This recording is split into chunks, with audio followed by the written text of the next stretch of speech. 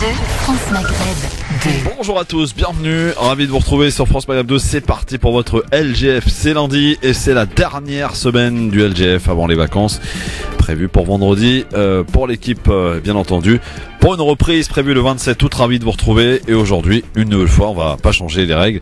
Dans cette émission, on va parler de l'affaire Benalla, tiens, avec Taha Bouabs qui est avec nous et qui sera là pour répondre Alexandre Benalla qui, par voie de presse interposée, s'exprime depuis 3-4 jours maintenant. Ça a commencé avec vendredi pour l'espace, j'allais dire le plus grand, c'est-à-dire TF1. C'était vendredi dans le journal de 20h, dans une interview enregistrée, millimétrée.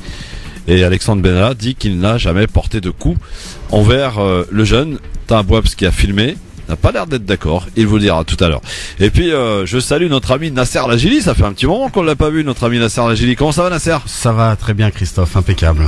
Ravi de te retrouver, hein. C'est réciproque, Christophe. Bon, ça va, tout va bien? Très très bien, impeccable, nickel. Ça bosse dur. On profite du soleil, ouais, ça bosse très très dur en ce moment, ouais, bon, effectivement. Très bien. Et on parlera tout à l'heure, là, je suis sûr que ça concerne beaucoup de monde, à parler de la cherté des billets d'avion. Est-ce que cela vous empêche-t-il d'aller au pays d'origine? Et là, ça s'adresse à tout le monde, c'est pas que les Algériens. C'est une vraie question. Voilà. Ouais. Vraie question tout à l'heure. Et puis tiens, Nasser, tu nous raconteras un petit peu quelques anecdotes de vacances parce qu'on est en train de demander tout ça à nos amis chroniqueurs du LGF. Eh bien, vous pourrez nous dire ça, nous raconter tout cela. Ça. Des petites anecdotes, t'en as bien forcément. T'en as plein. Eh bien, soyez avec nous sur France Maghreb 2. C'est parti pour votre LGF. On commence en musique avec le coup de cœur et c'est signé Babylone. LGF, le grand forum. Merci d'être avec nous en ce lundi. Bon début de semaine avec notre ami Nasser Lajili qui nous a laissé orphelins pendant un petit moment. Mais il est revenu en pleine forme, accompagné de notre Taha Bouabs aussi qui est avec nous. Salut Taha. Salut. Comment ça va? Ça va et toi, Christophe? Pas trop de pression, tout va bien? Ça va. Bon, parce que Taha Bouabs, pour ceux qui nous rejoignent, c'est celui qui a filmé qui a fait trembler l'Elysée. Ouais, mais alors au départ, il pensait filmer une simple violence policière, comme on en a l'habitude finalement dans les manifs. C'est régulier, les violences policières. Notamment dans le mouvement social, on a eu affaire à plusieurs fois de la répression, des violences, donc c'est assez régulier. Donc pour moi, c'est une violence policière, comme on en a pu voir dans le mouvement social. Donc à ce moment-là, je sors mon téléphone, comme je vous l'ai expliqué la dernière fois. Pour moi, c'est une violence policière et je la publie telle quelle sur mon Twitter. Ouais. Sauf que la violence policière en question, c'est la violence donc de Alexandre Benalla. Justement, on va en parler dans un instant parce qu'il s'est exprimé par rapport à ça à plusieurs reprises d'ailleurs dans différents médias depuis 4 jours maintenant. À croire maintenant que c'est en train d'essayer de le faire passer comme le chouchou des Français. Peut-être que c'est l'image qu'il cherche à faire valoir au travers de ses interviews avec dans le JDD. Vous avez vu une petite, je crois que c'est dans le JDD où on voit d'ailleurs le Benalla qui raconte ses difficultés dans son enfance, le père qui l'a abandonné, je ne sais quoi, machin. On essaye de nous faire passer comme un homme finalement gentil avec un passé extrêmement lourd, etc. Donc tiens Nasser, de quel œil tu vois tout cela, toi, qui a suivi un peu cette affaire depuis le début?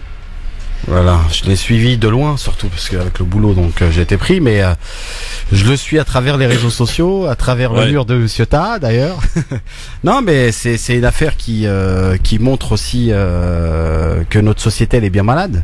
Donc on constate que malheureusement la situation elle est catastrophique. Macron aujourd'hui, on le voit qu'il est en train de chuter dans les sondages, et ça c'est parce que les Français en ont marre de voir de la corruption, parce que c'était soi-disant le nouveau président de la République qui va réformer, qui va formaliser les choses dans les règles. Ouais. Donc on constate qu'aujourd'hui rien ne change et que le système est toujours le même. Donc, mais alors la question qu'on peut légitimement se poser aujourd'hui, c'est que cette affaire qui date du 1er mai, hein, donc comment expliquer qu'elle ne sorte que maintenant, quoi? Est-ce qu'il y a une raison? Est-ce que d'après vous, il y a peut-être un règlement de compte au sein de l'État? Moi je pense que cette affaire elle sort pas miraculeusement d'un coup. Bon, cette vidéo, il faut savoir qu'elle a été postée dès le 1er mai.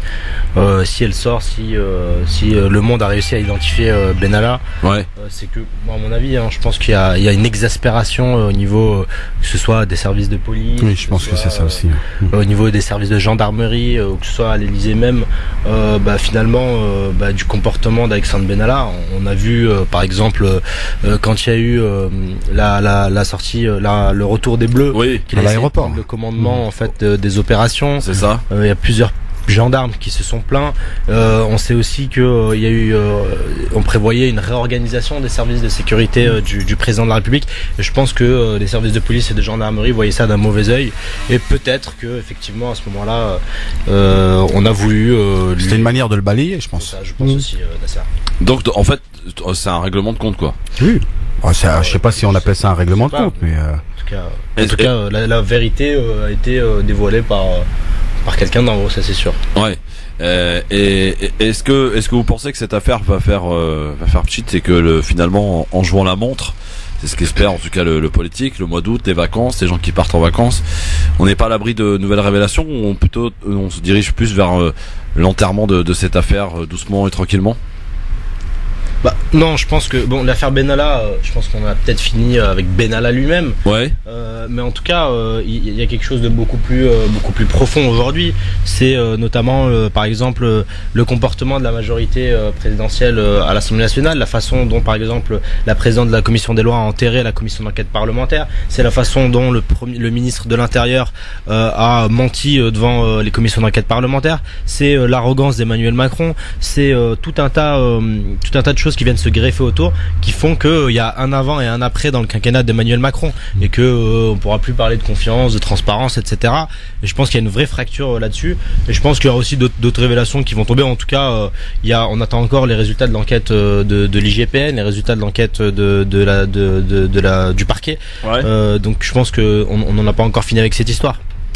Nasser, tu penses que, comme on n'a pas fini avec cette histoire, on va peut-être passer par contre du chapitre Benalla à autre chose finalement? Oui, je pense que c'est ça qu'on va avoir à partir du mois de septembre, parce que au mois d'août, on sait que les gens vont tous partir en vacances. Sauf si, tout à fait, on peut avoir des surprises. Mais effectivement, c'est révélateur de la situation de ce gouvernement, l'affaire Benalla. Donc on a constaté qu'aujourd'hui tout le monde se renvoyait la balle. Le ministre de l'Intérieur qui dit que c'est pas moi et qui connaît pas de Benalla, le préfet qui dit je n'ai jamais entendu parler de ce gars, mais on le voit en photo en train de discuter avec lui. Donc voilà, il y a plein de choses. Le patron des CRS aussi. Oui, voilà. Je pense que cette affaire est révélateur de beaucoup d'autres affaires qui sortiront peut-être dans les prochaines années, je veux dire dans les prochains mois surtout. En tout cas, la question qu'on vous pose aujourd'hui, après 15 jours d'insistance médiatique par rapport à cette affaire, rappelons d'ailleurs que ces mêmes médias qui ont servi les intérêts de Macron pour qu'il puisse accéder à la présidentielle, faut le dire, c'est un secret pour personne. Aujourd'hui, ce sont ces mêmes médias qui le défoncent à longueur de journaux et de chaînes. Je vois par exemple BFM TV qui en ont fait vraiment pendant des jours et des jours. Il y avait que ça à l'antenne, que l'affaire Benalla. Et est-ce que finalement cette affaire, après 15 jours donc de rebondissement, c'était comme un feuilleton, à chaque jour un rebondissement, est-ce que cette affaire vous intéresse? Eh bien, je suis assez étonné du résultat, Nasser. Et c'est que c'est assez partagé. 51,5% de oui. Sur Facebook, France Maghreb 2. Ça vous étonne ce résultat? C'est-à-dire que ça commence à gaver? Emmanuel Macron a raison quand il dit c'est un verre d'eau dans une tempête, cette histoire, et que ça va gaver les Français, que les Français ne s'y intéressent pas. Mais en c'est même ce qu'il a dit, les Français, ça les intéresse pas, ce genre d'affaires. Regardez, j'ai passé une heure. C'est ce qu'il dit parce que cette affaire lui fait plus de mal qu'autre chose, donc c'est pour ça qu'il réagit de cette manière-là. Mais en même temps, ce qu'il faut savoir, c'est que c'est triste à dire, mais les Français malheureusement s'intéressent à ces questions-là. Donc quand on regarde à BFM qui fait du chiffre en termes d'audimat, Twitter, il n'y a jamais eu autant de tweets. Il y a eu plus de tweets par exemple sur l'affaire Benalla que sur Je suis Charlie, ou que sur le mondial. L'affaire Macron, si j'avais bien compris aussi. L'affaire Fillon. Plus ça. Que l'affaire Fillon, donc ça intéresse quand même. Bien sûr. Non, c'est clair. Je pense que ça, c'est oui. Est-ce que finalement les Français sont pas gavés là de cette affaire Benalla? Non, je pense que les Français vont partir en vacances déjà, se reposent, etc. Mais je pense qu'effectivement, il l'a dit Nasser là à l'instant, il y a eu énormément de réactions vis-à-vis de cette affaire, que ce soit sur Twitter, que ce soit sur Facebook. Ouais. On le voit à travers les hashtags, on le voit à travers tous les articles qui ont été publiés. Et si je pense qu'aujourd'hui les médias continuent à parler de ça, c'est qu'ils font de l'audimat et qu'ils font de l'argent avec ça. Donc effectivement, c'est quelque chose qui intéresse. Si les journaux vendent et si les télés font de l'audience, c'est que les Français s'intéressent à cette affaire-là. Pour donner un petit exemple de chiffres, c'est que vous savez qu'au début des commissions parlementaires, toutes les chaînes d'infos retransmettaient. Et LCI s'est amusé à ne pas retransmettre, je crois, c'était la première journée, le jour où le ministre de l'Intérieur a été interrogé. L'après-midi, il y avait, alors je sais plus qui, c'est le préfet ou pas, Et LCI donc n'a pas voulu retransmettre cette commission. Elle l'a payé cash avec pas 200 000 téléspectateurs seulement. Du coup, LCI s'est mis comme les autres à retransmettre toutes les commissions d'enquête parlementaires.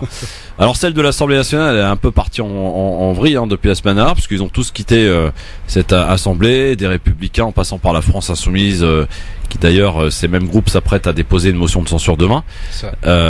Donc voilà. Pour celle du Sénat, par contre, elle n'exclut pas, c'est ce qu'on a appris par la voix de son co-rapporteur aujourd'hui, elle n'exclut pas d'entendre Alexandre Benalla. Est-ce que ça serait important qu'il réponde aux questions de la commission d'enquête du Sénat, Nasser, Alexandre Benalla?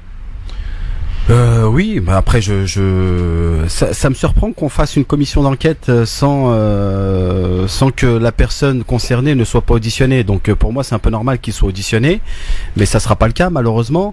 Mais tout à l'heure tu parlais d'un point qui était essentiel sur les questions des médias. On a invité Benalla sur la chaîne TF1 comme tu sais, Christophe. J'aurais bien aimé qu'on donne aussi la parole à ceux qui étaient présents et qui ont filmé. D'ailleurs, comme Taha qui a été présent et c'est lui qui a lancé cette affaire. Et lui n'est pas mis en examen, Taha. Oui. Contrairement à Alexandre Benalla, à qui on offre un journal de 20 heures. Non, mais c'est ça qui est incroyable. Donc, je pense que c'est aussi hallucinant de voir qu'on invite ce genre de personnes et qu'on esquive entre guillemets les personnes qui étaient présentes. En tout cas, pourrais donner peut-être plus d'informations sur ces questions-là. Est-ce que cette affaire vous intéresse? Vous répondez donc sur Facebook, France Maghreb 2, LGF officiel sur Twitter et en nous appelant 01 40 33 9000. Est-ce que vous n'êtes pas arrivé au bord d'une saturation, d'overdose, ou au contraire, vous attendez impatiemment les nouvelles révélations qui peuvent éventuellement arriver? C'est vrai que on était habitué à un rythme de d'1 à 2 révélations par jour dans cette affaire. La dernière en date, c'est quand même un nouveau mensonge de l'Elysée, puisque Emmanuel Macron dit que Benalla n'a jamais occupé un appartement qui est Branly, sauf que le Canard enchaîné a sorti une fiche fiscale. Donc là il y a quand même un petit souci, encore un nouveau mensonge visiblement. 01 40 33 9000 pour nous appeler, pour nous donner évidemment votre sentiment par rapport à cette affaire. Alors justement, on en parlait, cher Taha, cher Nasser. Alexandre Benalla était donc l'invité de 20h de TF1 ce vendredi. Ce qui n'a d'ailleurs pas boosté l'audience du JT, je tiens à vous le dire tout de suite. Il a fait un score similaire à d'habitude.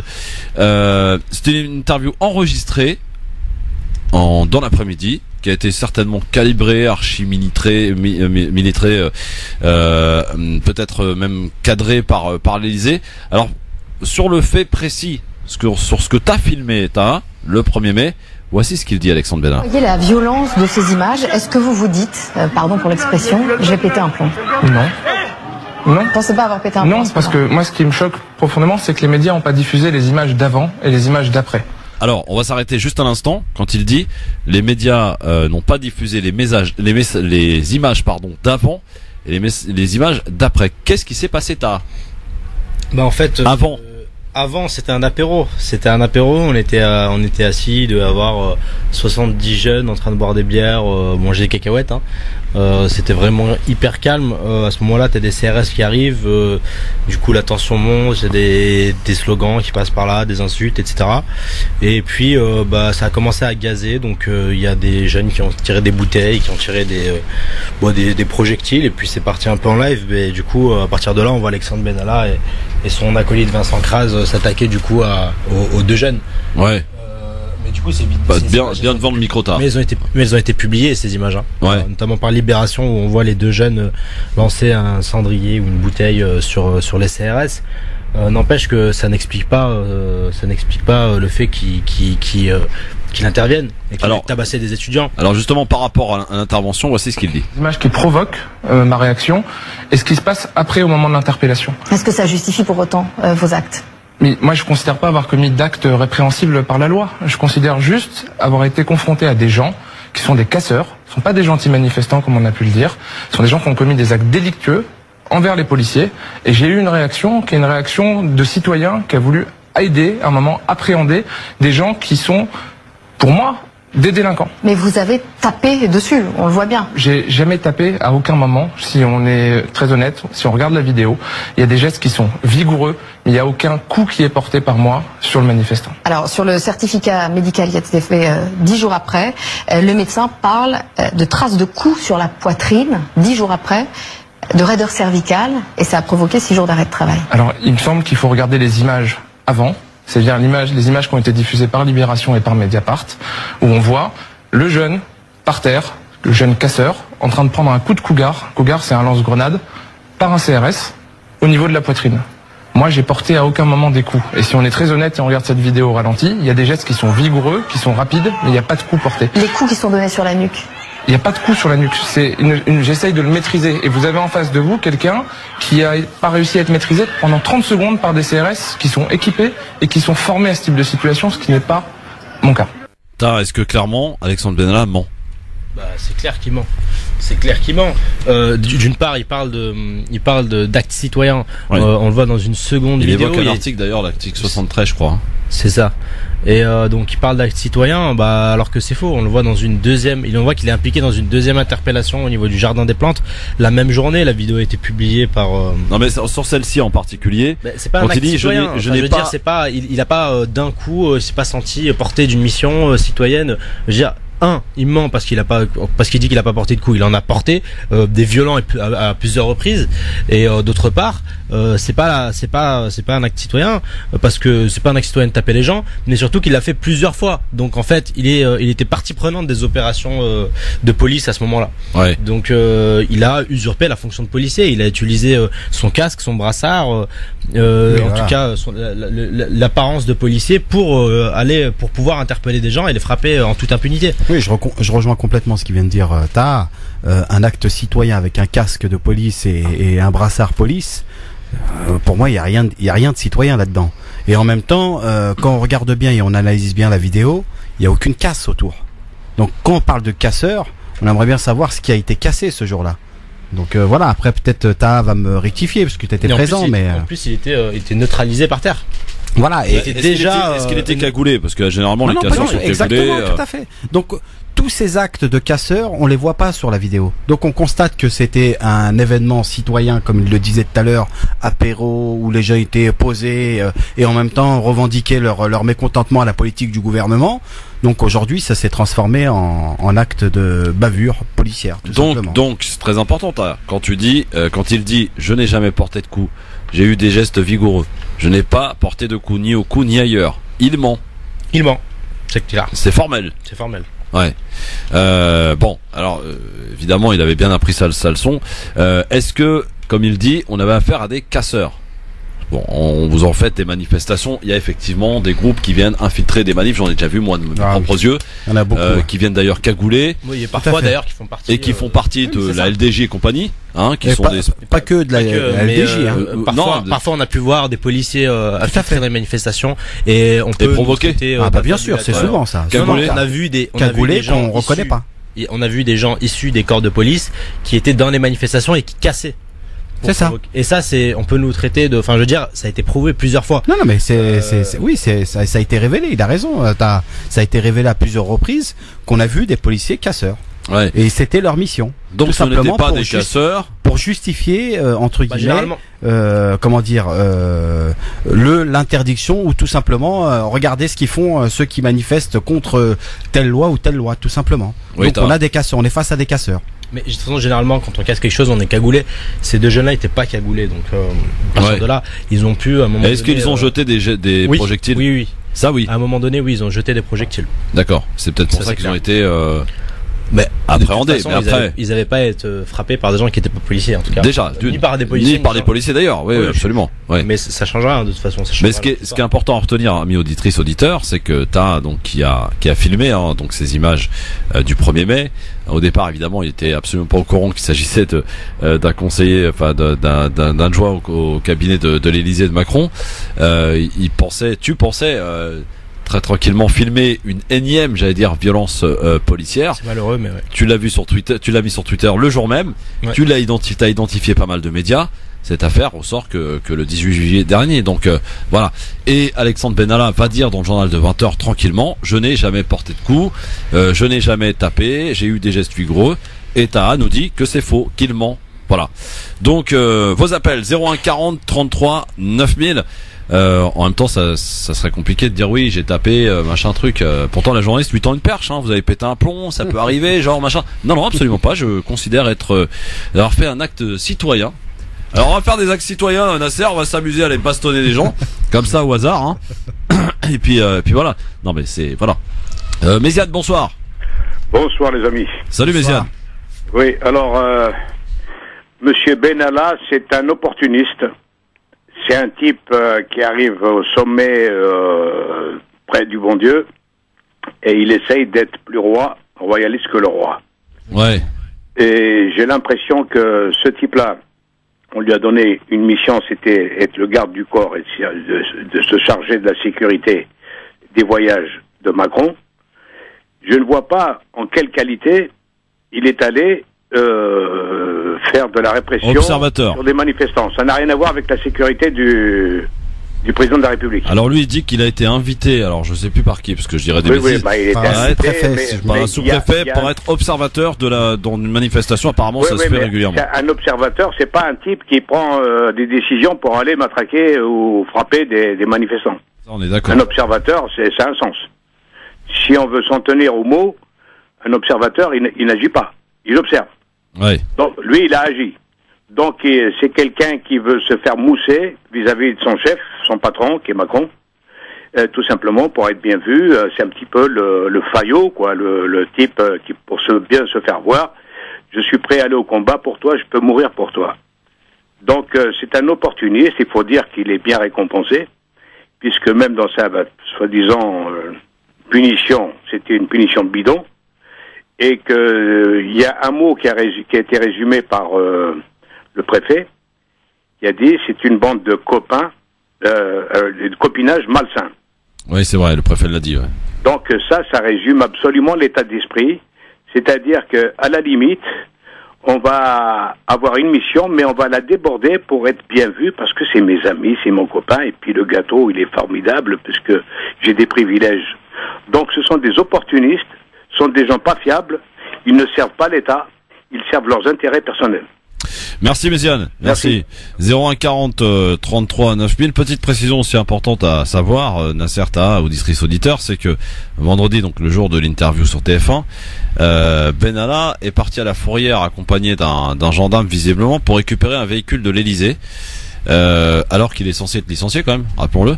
Et quand l'Elysée on lui pose la question, on dit c'est une initiative personnelle. Voilà. Donc il a tout le droit. Apparemment, initiative personnelle.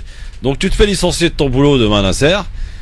Tu vas récupérer une voiture de l'agence dans laquelle tu travailles. Et puis quand on demande à l'agence, mais attendez, votre mec là, il est pas licencié? Ah non, c'est une initiative personnelle. Mais on l'espère, tranquille.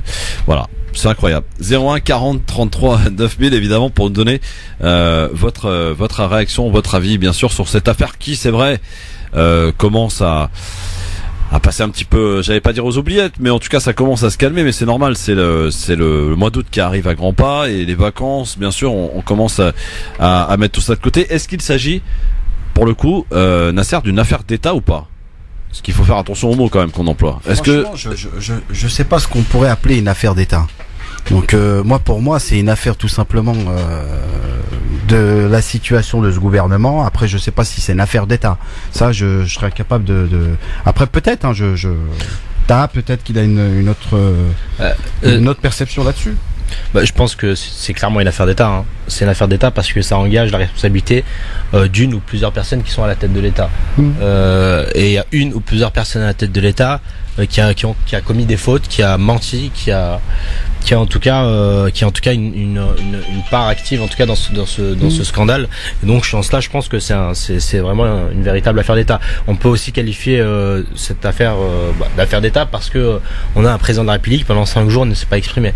Ouais. On a un premier ministre qui pendant 5 jours ne s'est pas exprimé, qui a annulé son... Voilà, bon, je pense que la gravité de cette histoire peut clairement nous autoriser à utiliser en tout cas le terme. Ce terme-là. Alors que dire aussi sur l'opposition au travers des enquêtes parlementaires à l'Assemblée nationale, notamment aussi par le fait qu'elle se soit retirée. Est-ce que ce sont pas des opportunistes là, que ce soit les Républicains, la France Insoumise, les communistes, le Front National évidemment, dans cette affaire, est-ce qu'ils essayent pas de se refaire un petit peu une petite célébrité là pour le coup en se servant de cette affaire pour essayer d'apparaître voilà, non, je pense que clairement, comme on l'a dit tout à l'heure, la commission d'enquête parlementaire a été sabotée et donc l'opposition a été empêchée de travailler correctement. Et c'est vrai qu'on avait l'habitude avec que les commissions d'enquête parlementaires soient en tout cas présidées, ou en tout cas que les rapporteurs de la commission d'enquête soient des gens de l'opposition, pour que ce soit beaucoup plus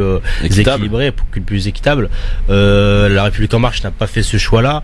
Ils ont passé leurs éléments de langage même dans les questions de la commission d'enquête parlementaire. C'était tout simplement scandaleux, et on ne pouvait absolument pas travailler dans ces conditions.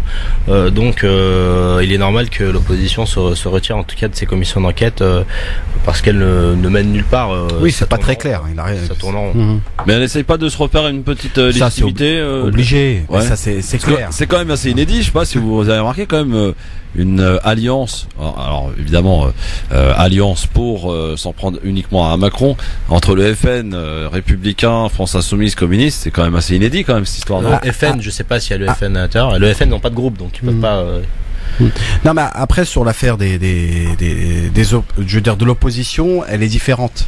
Je sais qu'il y a certains parlementaires qui le font vraiment parce que voilà, ils considèrent vraiment que c'est une question qui doit être débattue et qui doit mettre, on va dire, les choses doivent être mises au clair. Ouais. Par contre, quand on constate Marine Le Pen qui débarque et qui fait tout un cinéma dans les couloirs de l'Assemblée, au Sénat d'ailleurs. Bah oui, mais même dans les couloirs de l'Assemblée nationale, etc. Avec Castaner. Bah bien sûr, tout ça c'est politique. Ouais. Quand on constate que son parti est en chute libre, c'est ça, et qui est à la limite de, on va dire de rendre les clés, bah bien sûr. Fin août, si elle trouve pas la somme nécessaire, donc, le parti n'existe plus. Elle essaye de faire remonter la pente avec ce genre on va dire de situation. Je suis d'accord avec Nasser, mais pour le reste de l'opposition, je pense. Non, après voilà, moi je ne mettrai pas toute l'opposition dans le même sac. Oui.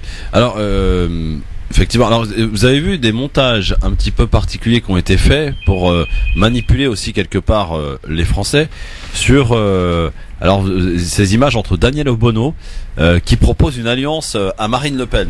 Or c'est faux, ça a été démonté par un autre média. C'est pas comme ça que ça s'est passé, hein, Tara? Non, absolument pas. Les images ont été manipulées. Les images ont été manipulées. On voit sur une caméra de LCP, je crois. On voit du coup Daniel appeler les oppositions à venir se mettre face caméra pour voilà exprimer le désaccord. Et on voit Marine Le Pen qui s'invite en fait en passant devant Daniel, en lâchant un petit sourire, en sachant que ce que cela va provoquer. Et heureusement qu'il y a eu les caméras du Huffington Post qui ont montré la scène d'un autre côté, en montrant en fait finalement qu'à aucun moment Daniel n'a appelé Marine Le Pen. Donc en connaissant les combats de Daniel Obono et son combat antiraciste, antifasciste, je pense qu'elle a aucune leçon à recevoir. Je pense qu'elle a aucune leçon à recevoir de tout un tas de personnes qui se sont attaquées à elle sur cette question-là. Les gens ont besoin de savoir, est-ce que depuis effectivement que tu as été mis en lumière, au travers de cette affaire, parce que c'est toi qui as filmé, tu nous avais dit d'ailleurs l'autre fois que le jour même des révélations, tu as reçu plus de 1000 coups de fil en 3 heures. Est-ce qu'aujourd'hui tu subis, sans dire quoi, ni où, ni de qui, est-ce que tu subis des pressions? Non, Christophe, non. Je ne subis pas forcément de pression, en tout cas venant de l'Élysée ou quoi que ce soit, parce qu'on m'a posé la question plusieurs fois. Mais c'est vrai que je me suis fait beaucoup harceler sur les réseaux sociaux, sur Twitter notamment. Ouais. Voilà, donc aussi quelques journaux qui cherchent un peu la petite bête, mais non, pas de pression telle qu'on les entend. D'accord. D'ailleurs, par rapport à des petits taillages, ce week-end, on a pu voir Taha qui organise une manifestation. C'est pour ça que tu vas peut-être rectifier. Qui organise une manifestation à Paris pour aller chercher Macron. Ça fait petit, à peine 100 personnes. J'ai organisé aucune manifestation, moi. Non, c'était écrit tel quel, hein. Non, il y a un rassemblement qui a été un rassemblement spontané, place de la Contrescarpe, qui a été chapeauté notamment par des copains de la fête à Macron, hein, la petite organisation de Ruffin. Ouais. Le petit ou la grande, hein, c'est pour donner le. Et du coup, je m'y suis rendu. Moi, c'est pas moi qui ai organisé. Et puis de toute façon, ça s'est fait un peu dans la foulée, histoire de dire que voilà. les propos de Macron étaient inacceptables et on s'est retrouvé là-bas autour d'un verre. C'était un apéro aussi. Mais après, voilà, de toute façon, je pense qu'il n'y aura pas de mobilisation massive dans la rue en août, ça c'est sûr. On l'a dit tout à l'heure. Peut-être qu'à la rentrée, suivant la suite des événements, peut-être que quelque chose se fera. Mais en tout cas, je me fais pas d'illusions sur le fait que on pourra pas mobiliser dans la rue, en tout cas pendant le mois d'août. Mouloud est avec nous au téléphone 01 40 33 9000. Bonsoir Mouloud. Bonsoir Christophe, bonsoir à tes invités. Moi je voulais dire, je sais pas si vous êtes au courant, mais il y a une nouvelle vidéo au Jardin des Plantes. Oui, au Jardin des Plantes, ouais. De Libération, on voit Monsieur Benalla avec un autre collaborateur agresser une jeune fille, lui prendre son portable, l'obliger à enlever ce qu'elle a photographié, tout ça. Vous l'avez vu cette vidéo d'ailleurs, vous deux, là, sur Jardin des Plantes? Si. On l'a vu, ouais. Qu'est-ce qu'on y voit, raconte? En gros, on y voit Benalla, Vincent Kras s'approcher de deux jeunes personnes en leur demandant de donner leur téléphone, de pas les filmer. Et ensuite on apprend dans le récit, je crois que c'est aussi Libé ou Mediapart qui a sorti ça. Libé, je crois, il me semble. Ouais. C'est Libération. Ouais, c'est Libé. Et, donc on apprend qu'ils ont été interpellés, qu'ils se sont retrouvés la bouche par terre, qu'ils sont fait violemment interpeller. Et donc c'est ce que je disais en fait tout à l'heure quand je disais que c'est pas un acte citoyen ou quoi que ce soit, parce que il a été impliqué dans plusieurs interpellations durant la journée. Donc il a bien été au cœur du dispositif, au cœur des opérations. C'est ça, c'est l'impunité. Ouais. Christophe. Oui, Mouloud. Ce que je voulais te dire, moi, vous avez parlé de la presse. À mon avis, la grande erreur qu'a fait Macron, c'est de s'attaquer à la presse. Il s'en est pris à la presse. Il y en a En Marche qui parlait de complot. Et moi, ça m'a rappelé un peu l'histoire de Fillon. Ouais. À l'époque, ils critiquaient Fillon quand il parlait de la presse et le complot, et ils utilisent les mêmes arguments. Ouais. Et c'est vachement dangereux parce qu'il y a le Canard, si on a parlé, Christophe, qui a sorti ça. Et je pense que ça va être son sparadrap, ça va être la Leonarda de Macron. Ah oui, de Hollande, tu veux dire. Mais il y a un autre truc, Christophe, tu parlais de la presse. Moi, il y a un truc qui m'a surpris, c'est particulièrement BFM TV. Oui. Je sais pas si tu te souviens, ils ont fait la campagne de Macron à l'époque. Ah oui, pour le coup, parce que, tu sais pourquoi? Parce que Drahi, le patron de BFM et de plusieurs médias, a financé la campagne de Macron et l'a soutenu. Et la manière de traiter le sujet, j'étais un peu surpris, parce qu'en politique, on dit toujours, il y a une expression, on dit on lâche et on lynche. Ouais, et c'est ça. Eux, ils sont des... LGF, le grand forum, on est là, messieurs dames, jusqu'à 18h avec Nasser Laji, avec Tabouaf, qui sont avec nous aujourd'hui. Et cette question du jour que l'on vous pose, à savoir, est-ce que cette affaire Benalla vous intéresse-t-elle finalement? Et vous êtes très partagé sur Facebook, France Maghreb 2. Par contre, sur Twitter, ils sont tous pour, hein. Ah ouais? Ah ouais, à 82%, ouais. Ah d'accord. Ouais, en même temps sur Twitter c'est là que ça se passe, pour les hashtags depuis 5 jours, ça y va à fond, sur cette affaire évidemment. C'est ça. Donc on n'hésite pas à nous appeler aussi au 01 40 33 9000 avant qu'on change littéralement de sujet, qu'on parle de la cherté des billets. Là, tu en connais un rayon, mon cher Nasser. Ah ouais. Parce que t'es un peu dans le domaine, quoi. C'est un peu ton métier. Ça, donc tu vas nous expliquer finalement qu'il n'y a pas que l'Algérie, c'est pas ce qu'on croit. Il y a l'Algérie certes, mais il n'y a pas que l'Algérie. Voilà. Exactement. Aujourd'hui, on en discutera. On en discutera dans un instant avec vos appels. Je crois qu'il y a quelqu'un avec nous en ligne. Allô, bonjour. Non, il y a personne. Très bien. 01 40 33 9000 en tout cas pour prendre la parole, vous exprimer sur le sujet, sur cette affaire Benalla que l'on va clôturer dans quelques instants. Je crois qu'il y a un appel ici. Allô, bonjour. Oui, bonjour. Mon cher Kamel, comment ça va? Bonsoir à vous toutes et Comment va Kamel? Ça fait longtemps, Kamel. Oui, ça faisait longtemps, parce qu'il est bien évident qu'il fallait digérer un petit peu toute cette médiocrité médiatique. Et ce que j'avais envie de dire tout simplement, c'est que ce qui est très intéressant, et c'est ça qu'il faut retenir sociologiquement, c'est la manière dont les uns et les autres se révèlent. C'est très intéressant pour nous qui sommes finalement victimes. Alors je ne vais pas rentrer dans cette victimisation, etc. Moi, je trouve que tout ça, il faut que ça nous serve et que ça nous rende plus forts. Alors, on aura noté quand même que le gars, il a un nom maghrébin. Il a effectivement commis ce qu'il a commis, etc. Mais très sincèrement, ça ne méritait pas ça. Mais les uns et les autres se sont jetés dessus, etc. Alors moi, dans les cafés, parce qu'il faut retenir ceci, dans les cafés, il y a eu cet engouement, etc. Et aujourd'hui, il y a un retour de bâton à l'égard non seulement des médias, qui ont voulu se gausser de ça, etc.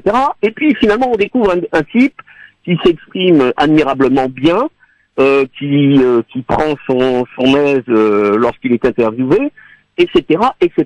Mais nous simples citoyens lambda, citoyens qui devons à un moment nous prononcer pour celui-là ou celle-là, etc. Je crois qu'il est important, et je parle notamment à tous ceux qui sont issus de cette immigration, de prendre en compte tout ce que chaque jour la presse, les uns et les autres nous livrent.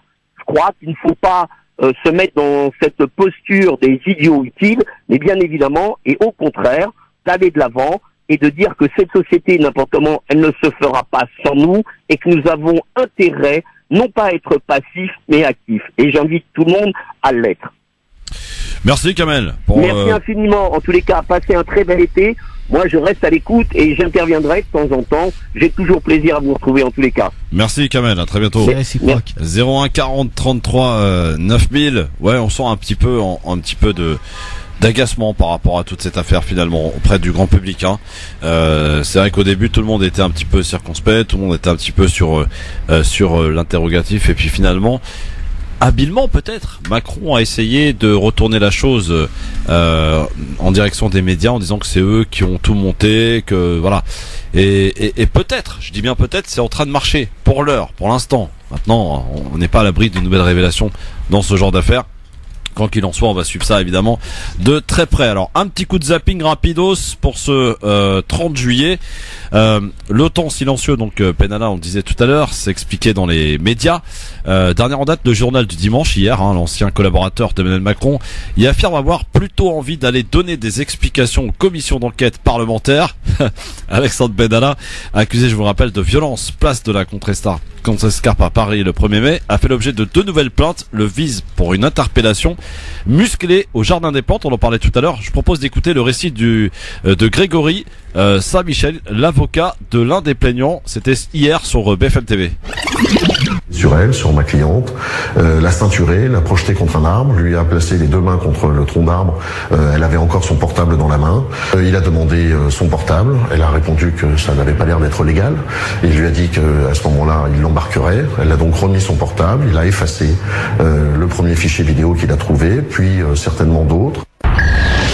Voilà un petit peu comment s'est passé selon donc l'avocat de l'une des plaignantes, donc le Jardin des Plantes. C'était toujours le 1er mai cette histoire, je crois. Oui, je ouais, c'était le 1er mai, ouais. Jardin des Plantes, en fait, c'est, je sais pas si tu vois, Christophe, c'est, tu vois le McDonald's en face de la gare d'Austerlitz qui est brûlé. Oui. En fait, l'entrée du Jardin des Plantes, en fait, c'est le portail qui est en face. Et en fait, ce qui s'est passé, si tu veux, à un moment donné, pourquoi les gens se sont retrouvés dans le Jardin des Plantes, c'est parce que quand ils ont été gazés, quand les gens étaient gazés et ont été poussés vers ce portail-là, il y avait des gens qui tombaient par terre, qui avaient plus à respirer. C'est vraiment des gens qui étaient bloqués entre le pont d'Austerlitz, le Jardin des Plantes et l'entrée du McDo où tu avais un dispositif policier qui commençait à avancer. Et en fait, les gens étaient bloqués entre coups de matraque, gaz, etc. Il y avait et pour le coup, moi j'y étais et je voyais des gens par terre qui suffoquaient, qui n'arrivaient plus à respirer. Donc ça mettait la vie en danger de plusieurs personnes. Et en fait, ce qui s'est passé, c'est que les gens qui étaient collés au portail ont demandé aux gardes, les gardes du parc, d'ouvrir, ils n'ont pas voulu, les policiers n'ont pas voulu ouvrir, et à ce moment-là, il y a un pompier qui arrive hors de lui, qui arrive avec une pince et qui pète le cadenas du portail du Jardin des Plantes et qui ouvre et qui dit en fait et on apprend plus tard qu'il a dit qu'il y avait la vie de plusieurs personnes qui avaient été mis en danger par cette opération policière et par le fait que en fait on a laissé les gens bloqués en train de tomber par terre, de suffoquer. C'était vraiment horrible à voir. Et donc à ce moment-là, tout le monde rentre dans le Jardin des Plantes, les flics aussi, et on essaie, c'est un peu une chasse à l'homme, enfin on joue à la chasse à la souris, etc.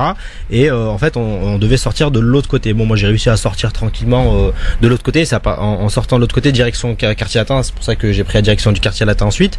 Mais c'est vrai qu'à l'intérieur on voyait des gens courir, etc. Et c'est à ce moment-là effectivement que je pense qu'ils sont tombés sur Alexandre Benalla et Vincent Kras.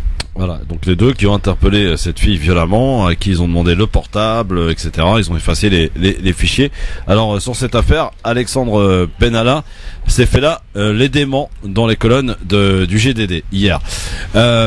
La fin d'une attente qui leur a paru maintenant bien longue. La Tunisie, Nasser, accepte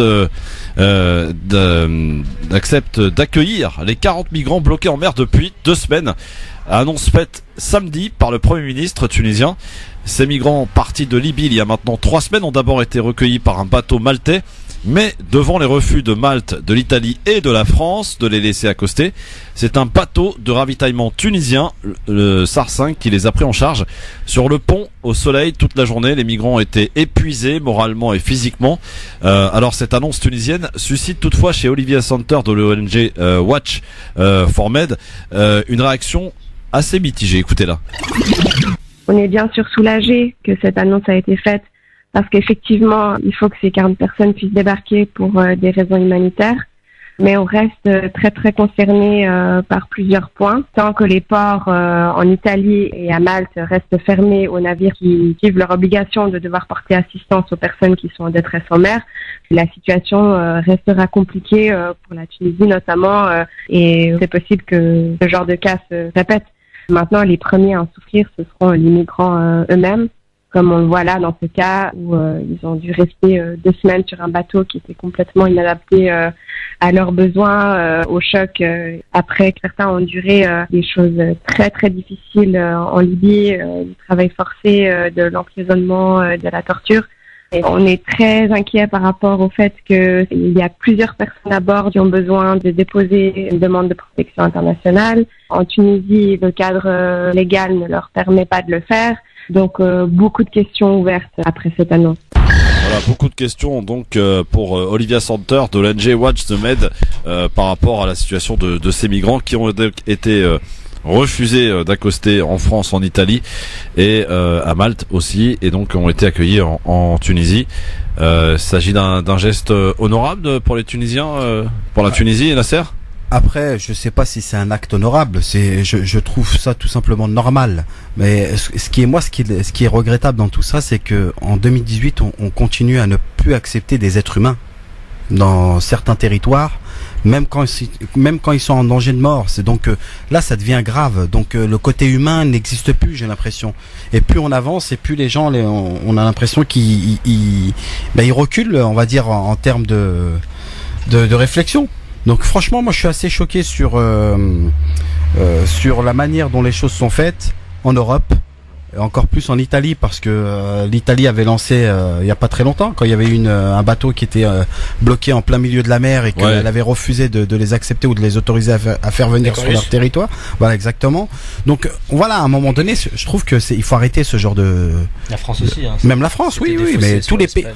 L'Europe en général, je pense Là, il faut qu'ils prennent conscience que c'est très grave ce qu'ils sont en train de faire. Ouais. Parce qu'ils seront peut-être un jour victimes, mais pas victimes d'une immigration, on va dire, d'un éloignement. Pourquoi ? Parce que tout simplement, il va y avoir aussi un problème climatique, et peut-être que l'Europe sera touchée par ce genre de problème. C'est vrai que ce débat, on l'a aussi en France récemment avec le retour de la loi du projet de loi asile-immigration à l'Assemblée nationale la semaine dernière, sur le fait que finalement aujourd'hui on a une majorité présidentielle qui vote une loi qui permet d'emprisonner des mineurs pendant plus de 90 jours. Qui met en place tout un tas de mesures totalement hallucinantes. Et aujourd'hui, cette question-là, c'est de se dire, aujourd'hui, comment est-ce qu'on fait en fait finalement pour... faut comprendre que ces gens-là, s'ils s'exilent, c'est pas par plaisir, c'est qu'il y a un problème. Les gens ne quittent pas leur terre, ne quittent pas leur boulot, ne quittent pas leur famille, ne quittent pas leurs proches par plaisir ou parce qu'ils ont décortiqué le code du travail et qu'ils se sont dit c'est plus avantageux parce qu'il y a des RTT en France. C'est bien qu'à un moment donné, ils ont été poussés à quitter leur terre. Et donc la question qui se pose aujourd'hui, c'est de dire comment est-ce qu'on fait parce qu'on a une responsabilité aussi aujourd'hui dans le fait que ces pays-là, toutes ces régions du monde sont déstabilisées aujourd'hui parce que et on y a participé. Il y a des conflits participé à la déstabilisation de ces pays. Il y a clairement aujourd'hui des conflits où on est impliqué pour des histoires de gazoducs, de pipelines, d'intérêts géopolitiques. Et à un moment donné, comment est-ce qu'on fait pour que ces gens ne partent plus ? Et il l'a dit Nasser tout à l'heure, l'ONU, c'est pas les gauchistes du coin, ils annoncent d'ici 2050 plus de 350 millions de réfugiés climatiques. Donc comment est-ce qu'on va gérer ça ? Tout à fait.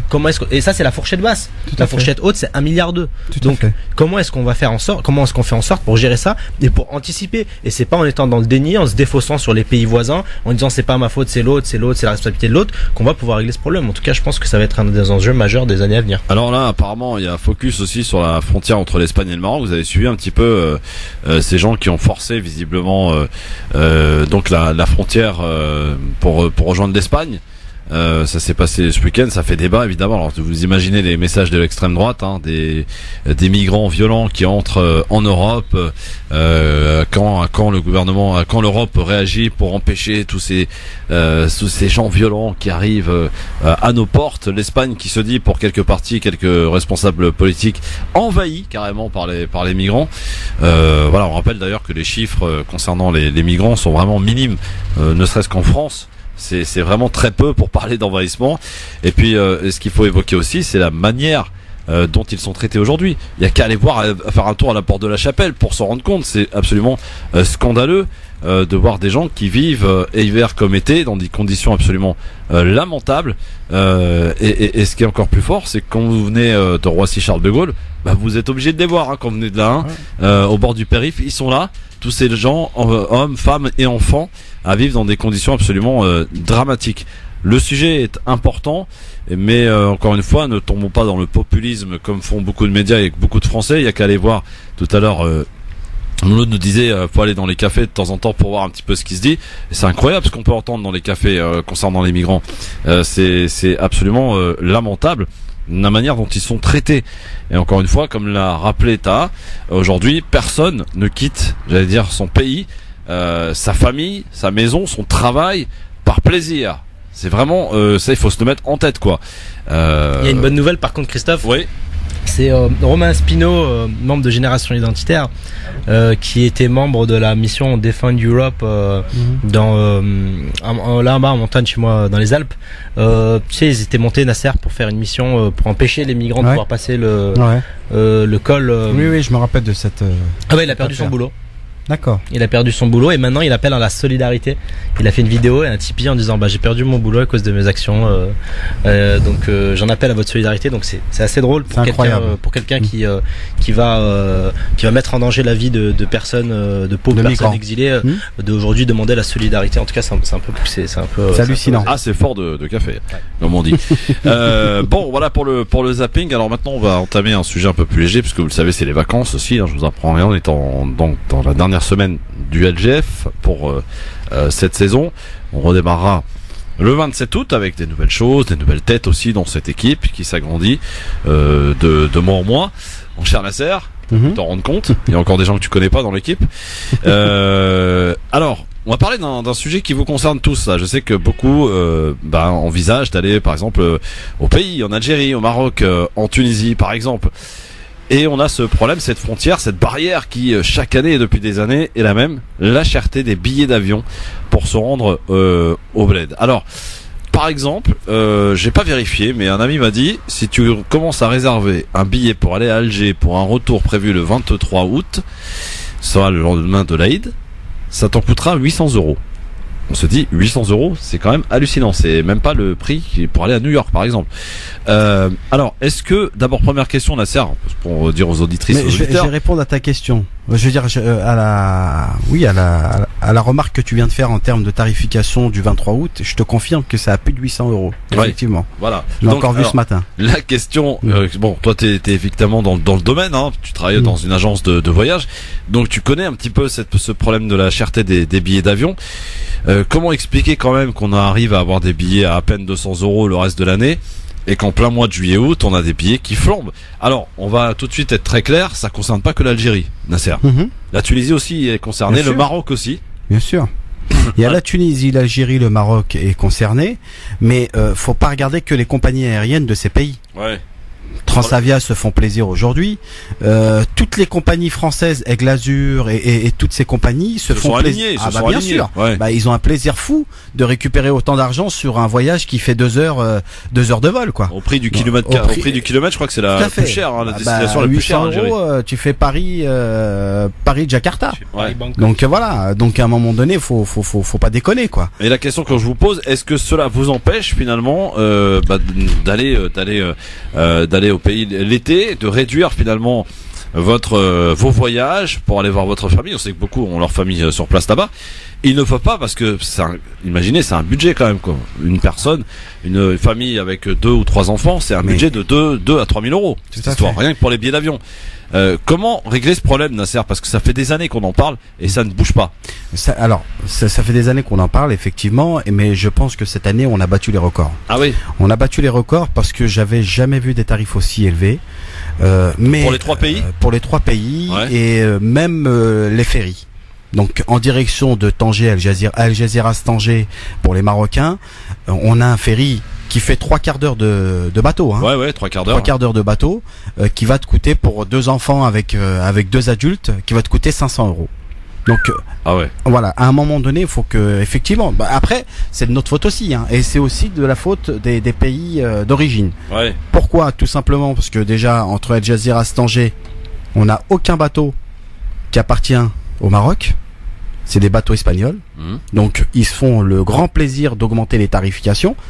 Ils savent très bien que ceux qui ne vont pas prendre les places, il y en aura d'autres derrière parce qu'il y a la fête de l'Aïd qui arrive. Donc voilà, il y a tout un système qui est mis en place pour faire en sorte que ces tarifs ne bougent pas, ou elle ne fera qu'augmenter ces prochains jours. Nasser, est-ce que tu as un bon plan à filer aux auditrices, auditeurs qui souhaitent peut-être, qui n'ont encore pas réservé, qui souhaitent le faire pour essayer de payer trop cher? Est-ce qu'il y a un petit truc à savoir? Malheureusement, à l'heure où je vous parle, non. Ah oui. J'ai pas. Nasser, je pense que tu allais être notre sauveur aujourd'hui. Non, mais là, je peux sauver personne. Donc, sinon, je vais me faire insulter à la fin août quand on va reprendre le LGF. Les gens vont me dire, mais c'est un escroc, votre avis. Il nous a donné des conseils qui sont complètement erronés. Non, tout simplement, c'est triste à dire. Voilà, je pense qu'il faut écrire aussi aux autorités étrangères pour dénoncer aussi tout ce qui se passe. Et la meilleure solution, essayez de boycotter votre pays pendant un an, pendant un été, et peut-être qu'ils comprendront. Pourquoi tu rigoles, Non, parce qu'ils comprendront peut-être que voilà, les tarifications, c'est pourquoi tu rigoles? C'est possible ou pas? C'est l'histoire de notre vie, hein. Cette histoire-là des billets chers de l'été. Mais toute l'année, on entend nos parents râler sur. Non, moi, ce qui m'attriste aujourd'hui, c'est les familles pauvres. Qui souffrent. Parce que malheureusement, ceux qui sont soit les retraités, parce qu'ils ont des petites retraites. Ouais, mais les retraités peuvent y aller le reste de l'année, par exemple. Oui, mais c'est moins cher. Ouais, mais certains souhaitent partir aussi pendant la fête de l'Aïd, donc il y a leurs petits enfants, il y a les familles. Bien sûr, c'est ça, c'est un moment convivial. Donc voilà, moi je pense que c'est eux qui souffrent, mais ceux qui souffrent le plus, c'est ceux qui vont prendre le quart entre Paris et Marrakech ou Agadir. Eux, par contre, ils ont 3 jours de traversée et le billet coûte 150 euros. Vous imaginez? 150 euros. 150 et les Algériens peuvent pas prendre. Allez, simple. Les Algériens, il y a des bus qui existent pour l'Algérie. Non, il y a pas de bus. La frontière est fermée, la frontière terrestre avec le Maroc. Non, mais ils passent par Marseille et de Paris, il y avait pas. Ouais, mais non, ça se fait de moins en moins. Il y avait une compagnie, je crois, à Barbès, qui proposait des voyages pour aller en Algérie en car. Alors franchement, à l'heure où je te parle, je serais incapable de te répondre si ça existe encore. Mais tu sais, Christophe, ce qui est malheureux, c'est de dire, en fait, aujourd'hui, il y a beaucoup de familles qui empruntent de l'argent, qui s'endettent pour partir l'été. Parce que ces compagnies-là, quand elles mettent ces prix-là, elles savent que il y a des familles immigrées qui toute l'année elles sont dans la Rorba comme on dit et qui sont loin de leur famille, etc., et qui sont obligés de retourner l'été, en tout cas voir leurs parents pour ceux qui sont encore vivants, etc. Et donc ils savent que ils sont prêts à mettre le prix. Donc il y a des gens je connais beaucoup de familles qui s'endettent, qui font des crédits pour l'été retourner voir leur famille. Et en cela, c'est vraiment dégueulasse. C'est vrai que c'est assez spécifique. Mais le boycott, ça paraît inenvisageable parce que aujourd'hui, quel que soit le tarif que tu mettras en place, les gens iront quand même. Mais on n'arrivera pas, oui, exactement. Parce qu'ils veulent aller voir leur famille. Et voilà, donc s'il faut payer 1000 euros, ils vont payer 1000 euros. C'est du vol, on est d'accord. Mais en tout cas, pour la Tunisie, par exemple, on en est où là, Nasser? On est exactement même tarification. Donc à plus de 800 euros pour un aller-retour. Alors comment t'expliques, par exemple, quand tu vas sur internet, tu cherches un petit voyage, la destination la moins chère de toutes les destinations au monde, c'est la Tunisie, où tu peux avoir, par exemple, pour une semaine au mois d'août, 540 euros à Monastir. C'est ça. Comment ils font? Alors, si toi tu payes le billet 800 euros, 540 euros semaine tout compris en plus. Non, mais après ça c'est des accords aussi avec les compagnies aériennes. Donc je pense que c'est un accord entre l'hôtel. Mais 540 euros, non.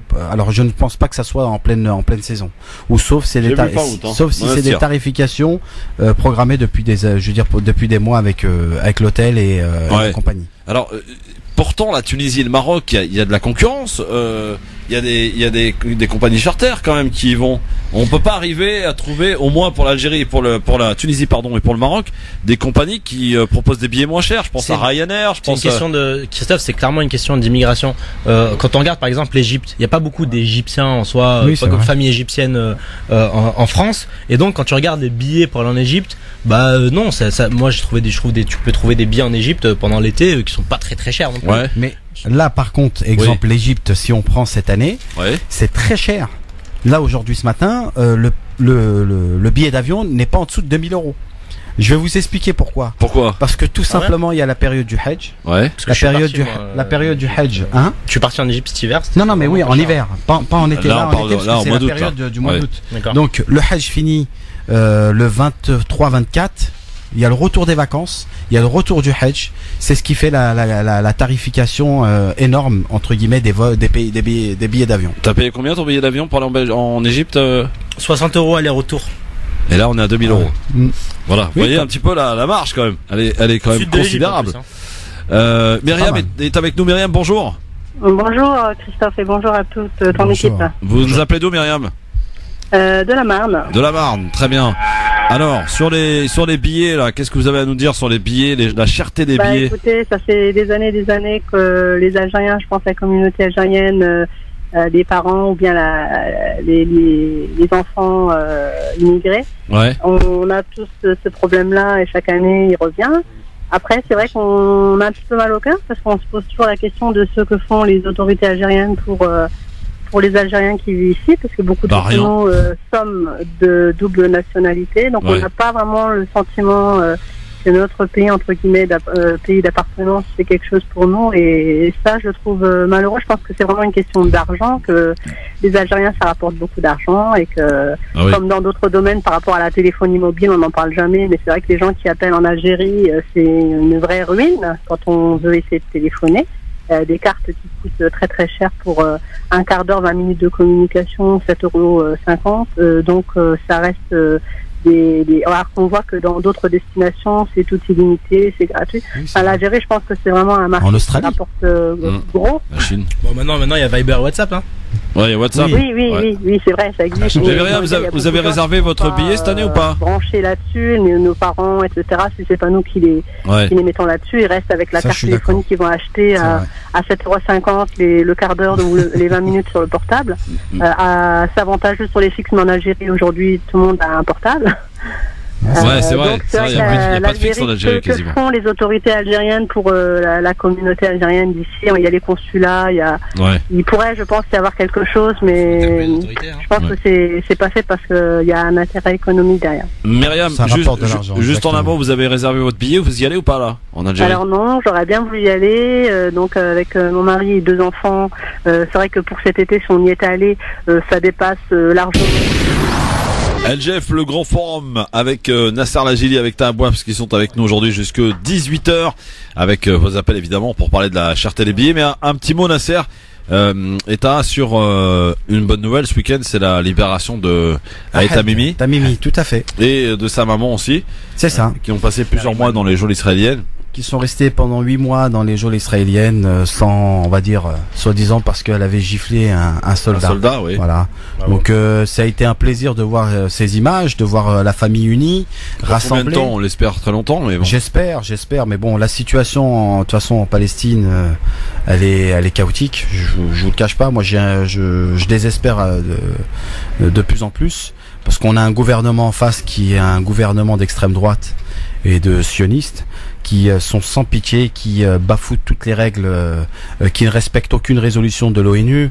Donc voilà, là on constate qu'ils mettent en application ce qu'ils ont souhaité mettre depuis plusieurs années sur le territoire palestinien. Et on rappelle que Salah Hamouri, l'avocat franco-palestinien, qui est toujours emprisonné en prison, sans que la France ne réagisse, sans que la France n'exige quoi que ce soit de tonton Bibi. Voilà. Donc oui, il s'appelle comme ça entre eux, hein, t'inquiète. Voilà, c'est Bibi. Non, mais c'est hallucinant. Ouais, c'est hallucinant que mais même le gouvernement français ne bouge pas son petit doigt pour essayer de le libérer. Ah, vous avez vu la dernière de Monsieur Beyer, Habib? Ah ouais. Qui a tenté de vouloir faire rentrer le député israélien. Oui, député français. Non, mais paraît-il. Oui, non, mais t'as fait bien de le dire. Qui a voulu faire rentrer apparemment des amis à lui, sauf qu'il y en a un qui avait pas de badge, qui était pas accrédité, et donc ils l'ont pas laissé rentrer, ce qui est normal. Et il a apparemment fait un scandale. Il a quoi?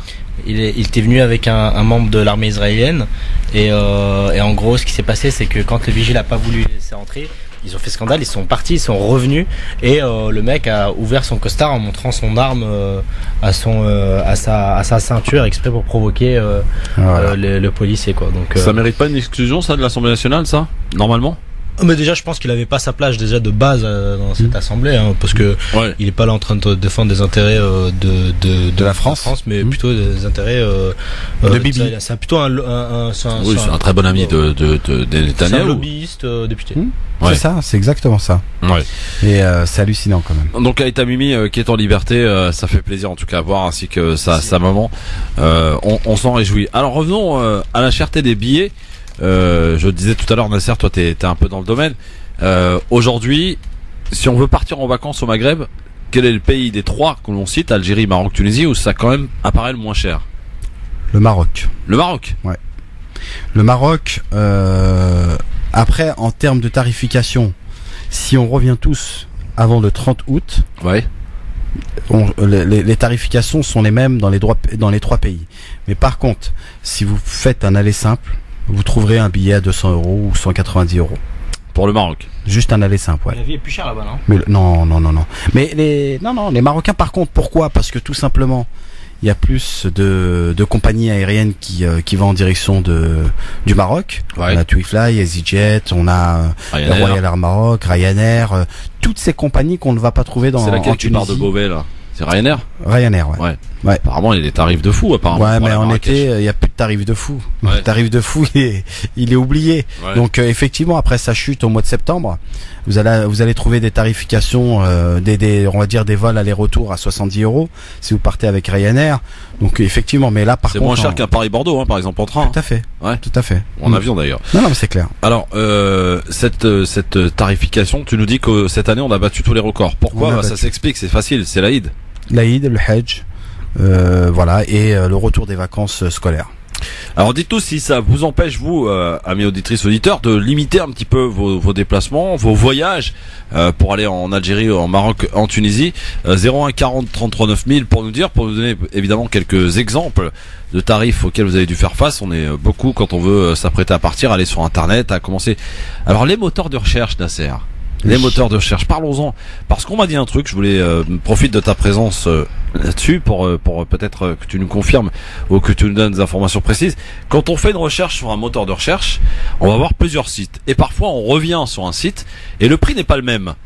Est-ce que c'est vrai qu'il faut éliminer ce qu'on appelle les cookies là de l'ordinateur parce que en fait, on a été repéré comme ayant regardé une tarification. On revient quelques heures, voire peut-être même un jour ou deux après, pour voir le tarif. Il change, il augmente. Tout à fait. Et plus on y retourne, plus il augmente. Tout à fait. Parce que votre ordinateur enregistre entre guillemets votre recherche sur la destination que vous avez faite. Ouais. Donc voilà, effectivement, si vous voulez refaire une recherche, soit changer d'ordinateur pour essayer de voir les tarifications qui ne changeront pas, ou soit tout simplement supprimer les cookies pour éviter que les cookies donnent des informations sur le vol que vous recherchez. Non, mais voilà, c'est bien. Ça c'est connu. C'est bien mais savoir. Hein. Ouais. Tu le savais pas, toi? Non, je savais pas. Voilà. Après, quand tu t'apprêtes à chercher un billet, fais gaffe. Voilà. Certains vous disent aussi de chercher le soir, oui, la nuit. Alors il paraît que la nuit c'est moins cher. C'est vrai? Ça, j'y crois pas trop parce que nous, on n'a jamais été. Tu travailles pas à 4h du matin, toi, en même temps. Voilà. Non, effectivement. Non, mais par contre, faire très attention aussi aux moteurs de recherche. Ah oui. Il y a des moteurs de recherche fiables, d'autres un peu moins. Donc. Et un peu moins, pas dans le sens où on peut avoir de la méfiance en termes de paiement, etc. C'est tout simplement parce que le jour où vous avez un souci, une modification de billet ou autre, c'est impossible d'avoir le service client de ce moteur de recherche. Ouais. Ce qui est le plus fiable aujourd'hui, c'est Expedia. Expedia, ils sont très réactifs. Et ils travaillent correctement en termes de modification. Le service après-vente, quoi. Le service est exceptionnel. Ouais. Alors tu nous disais tout à l'heure que donc le Maroc reste la destination la moins chère si on a un retour prévu. Enfin, on a les simples plutôt. On a les simples, tout à fait. La Tunisie, on est autour de combien là? La Tunisie, ça tourne sur les... alors, un aller-retour ou un aller simple? Un aller-retour. Un aller-retour, ça tourne sur les 830 €. Y compris Djerba? Y compris Djerba. D'accord. Ouais. Bon. Farid est avec nous. Salut Farid. Oui, salut. Farid nous appelle des Yvelines. Bonsoir, bienvenue. Du Val d'Oise. Du Val d'Oise, pardon. Oui. C'est pas très loin.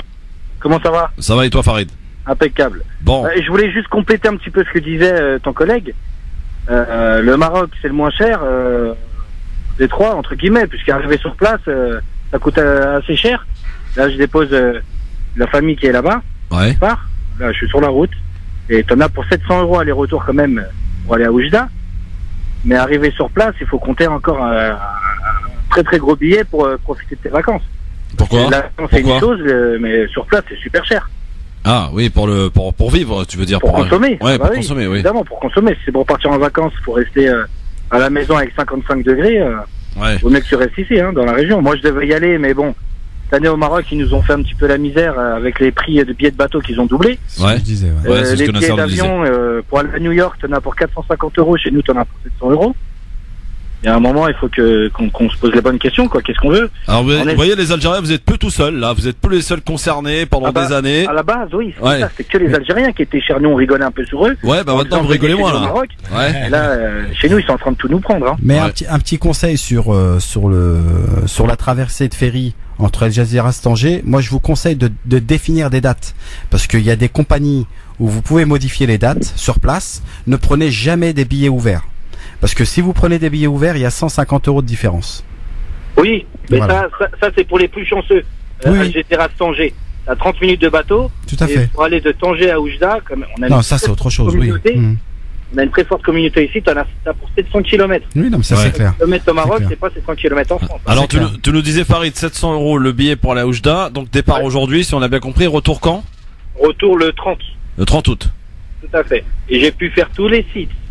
Même les sites de rencontres, j'ai pu les faire. C'est pas possible. C'est chaos. On nous a dit qu'on ne pouvait pas y aller cette année. Bon. Donc, en plus, si tu es de là-bas, tu comptes tout bouton. C'est des billets que vous avez pris. C'est des billets que vous avez pris récemment ou c'est du mois de, oui, on va dire fin juin. Ah oui, non, mais c'est ça, ouais, fin juin. Donc voilà. Mais aujourd'hui, vous verrez que les tarifs ne sont plus les mêmes, effectivement. Ah oui. Ah oui, ils sont plus chers. Encore plus chers. Ah bah bien sûr. Oui. Ah bah alors, bien juste sûr. pour vous donner un exemple, là, la famille que j'accompagne à l'aéroport ont payé les billets au mois de novembre dernier. Ils vont toucher à 340 €, 300 €. Ils ont payé 1000 € pour 1, 2, 3, 4, 5 personnes. C'est ça. Tout à fait. Voilà. Donc vous avez des compagnies comme Transavia, sauf l'Algérie. Alors ça, c'est la cerise sur le gâteau. Ce qu'il faut savoir, c'est que la seule compagnie qui ne donne pas les dates définies un an avant, c'est la compagnie algérienne. La compagnie algérienne, elle débloque les billets à partir du mois de mars-avril. C'est ça. Donc voilà. Et là, le problème, c'est que vous êtes bloqué, vous pouvez pas réserver pour l'année prochaine. Ouais. Oui. De toute façon, écoute, aujourd'hui, on n'a pas le choix. Moi, j'ai refusé de partir en vacances à cause de ça. Et on partira. Si vous regardez les billets pour le mois d'octobre, les vacances scolaires, 150 €. Moi, j'ai une famille de 4 personnes et je paierai 170 € aller-retour. Ouais, par personne. Sinon, il y a une autre solution pour non, 170 € avec Ryanair au mois d'octobre. Pour tout le monde. Ah, attendez, 160 € pour les 4 au mois d'octobre. 172 € exactement pour les 4. Donc il y a un bébé qui paye pas. Ouais. Qui paye légèrement l'assurance. Une fille de 4 ans. Et sinon, il y a moi et mon épouse. Vous vous rendez compte? 175 € pour 4 au mois d'octobre. Oui, non, mais c'est pas cher du tout. Effectivement. Aujourd'hui, on va pas se mentir. Je regarde l'Espagne par exemple. Il y a un vol Paris Palma de Majorque du 31 juillet au 8 août, donc grosse période, c'est 75 € par personne. Ils ont compris, eux, c'est très simple. Dans toutes les écoles de tourisme, on l'apprend. Billet d'avion pas très cher, sur place très cher. Bien sûr. Ah oui, bien sûr. On consomme et on développe le pays. Tout à fait. Ça fait développer l'économie du pays, ouais. Merci beaucoup. D'accord. Voilà. Ouais, bah non, mais il y a un spécialiste en face de nous, c'est pour ça. Non, je suis pas. Merci Farid, en tout cas. Pour faire une petite dédicace. Bah vas-y, je t'en prie. Alors je fais une dédicace à la famille Mdaoui. Attendez, il y a une dédicace. Quoi, dans ma famille? Zriki aussi, parce que c'est ma belle-tante, on va dire. Et la famille Souria, et à tous les Algériens, Marocains, Tunisiens, Maliens, Mauritaniens, bon, tous ceux qui partent en vacances. Tous ceux qui viennent d'Afrique, c'est ça. Tous ceux qui partent de France pour un pays où c'est plus de 500 € le billet d'avion. Dédicace. Pour les autres, écoutez, bonnes vacances. Voilà. Merci.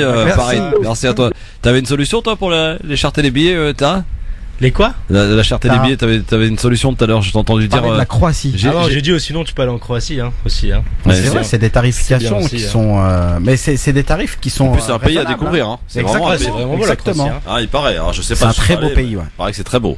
Non, mais je disais ça pour vanner, mais effectivement, c'est vrai qu'il y a une fixette de toujours rentrer. Bon, je peux le comprendre aussi, mais de rentrer tous les étés en Algérie, au Maroc ou en Tunisie, ou en tout cas son pays d'origine. C'est vrai qu'on peut y aller l'hiver et peut-être l'été privilégié d'autres destinations. En tout cas, je pense que je te rejoins complètement. Toi, par exemple, Nasser, tu vas jamais en Tunisie l'été? J'y vais juste pour la période de l'Aïd. Je reste 5 jours, 6 jours et je repars. Donc voilà, mais là c'est la 4e année que je passe l'Aïd en Tunisie. Ouais, c'est vrai qu'il y a une saveur quand même. Mais là, malheureusement, cette année, je crains le pire. Je crains le pire parce que j'ai pas trouvé mon billet d'avion encore. Ah, ouais. Mince. Ouais, pour mon billet d'avion. Pour un mec qui travaille dans une agence de voyage, c'est un peu emmerdant. Hein. Bah des fois, quand ouais, effectivement. Le cordonnier est pas forcément le mieux chaussé, comme on dit. Tout à fait, c'est exactement la même chose. Amine est avec nous. Salut Amine. Oui, bonjour. Bonjour Amine. Il nous appelle d'où Amine? De Noisy-le-Grand. Noisy-le-Grand. Qu'est-ce qui se passe Amine?